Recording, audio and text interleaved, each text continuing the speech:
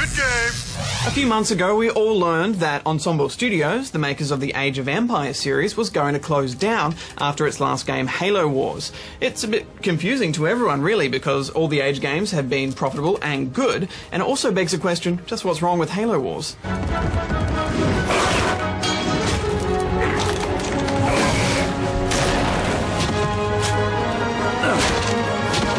Well, finally it's here and we can play the last game from a great studio. But a lot could go wrong for Halo Wars. It's a strategy game set in the Halo universe, exclusive to the 360.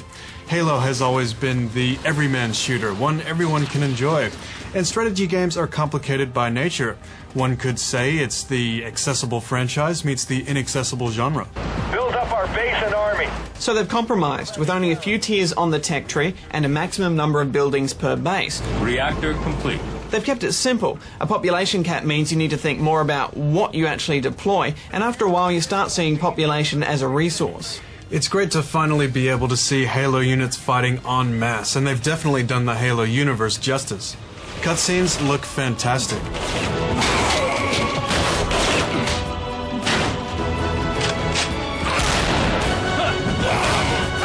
Human units are a little bit stronger, but the Covenant has a larger population cap. You'll see all the same units, buildings, vehicles, and even the same maps as Halo. Yeah, the first time I saw a Spartan snap down a Wraith with his laser, I was like, hey man, nice shot. Yeah, it was a pretty hard shot to pull off back in Halo.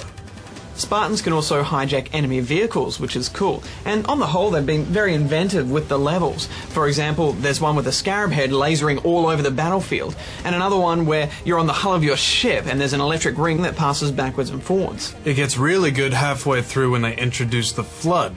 Yeah, I think it's pretty much their best campaign since Age of Empires 2. Yeah, and you know, with real-time strategy, you can't cater for everyone. There's such a broad range of skill out there. And I think that this is on the simpler end of that spectrum. Well, the real challenge for making a strategy game on a console comes from its control scheme. You need to be able to issue lots of commands quickly and accurately. Good thing they've designed the interface from the ground up with the console in mind, focusing on radial menus and shortcuts, and generally, Jung, I found the shortcuts were pretty good. Yeah, well, the problem is when you want to micromanage your units in a battle. The cursor is too slow to micro one unit onto one unit, and you don't want to select all units much. There are times when that's a really bad idea. The first time you send units charging into your own grenade fire, you think, gee, I wish I had a mouse. But I think, Jung, anyone that has spent some time with RTS on a PC are going to find little things like not being able to click the mini-map excruciating. It's a problem that every strategy game for console has, and your only consolation is when you go online, your opponent's in the same boat.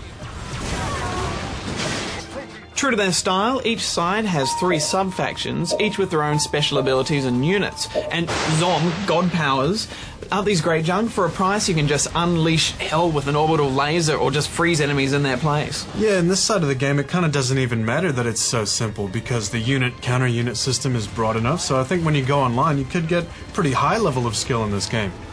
Again, though, if you're the type of person with skill and strategy, you're probably not going to be wasting your time on the 360.